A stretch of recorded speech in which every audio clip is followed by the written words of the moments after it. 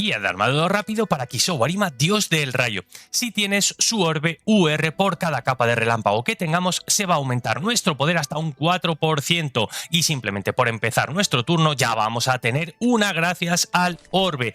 Su habilidad activa hace, la verdad, bastante daño. Ignora la tasa de bloqueo del objetivo e imposibilita su efecto pasivo durante un turno. Si nos vamos a sus habilidades pasivas, cualquier personaje de la CCG nos va a dar una capa de relámpago. Al llegar a 5, vamos a atacar haciendo un crítico asegurado y nuestro daño crítico va a aumentar en un 30%. Es verdad que después de esto volvemos a tener una capa de relámpago. La segunda pasiva, la primera estrella, dice que por cada personaje de la CCG de nuestro lado, nuestros atributos básicos de todos ellos va a aumentar en un 5% hasta un 20%, así que además bufea todo el equipo. El Wick, bueno, simplemente nos va a dar una capita de relámpago, pero ojo con esta cuarta pasiva, lo que sería la tercera estrella. Vamos a tener un ataque fuera de turno que es súper dañino. Para este daño la tasa de crítico aumenta en un 1% por cada 2% de vida perdido por el enemigo y ataca al que menos vida tenga, con lo cual el crítico está garantizado.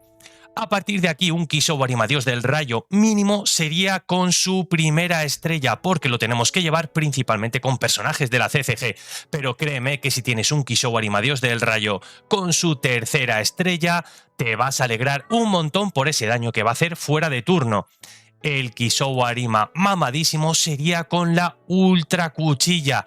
Pega una barbaridad. A partir de aquí el límite sí que lo tienes que llevar al máximo. Las células, como se aumenta la tasa de crítico y como se aumenta el daño crítico, le podemos buscar un poquito de tasa de perforación y aumentarle ese daño crítico. La tasa de perforación, créeme que le cae como anillo al dedo. En cuanto a los vínculos, por favor, esto activado ya que va a hacer un 10% más de daño. Y en cuanto a las células, subirle mucho el ataque plano con unos potenciales marrones de la mayor calificación posible y 6 de iniciación. También le vamos a subir nuestro ataque y le van a aplicar mucho más los porcentajes dentro de sus habilidades activas y pasivas. Y vas a tener un Kisowarima dios del rayo mamadísimo.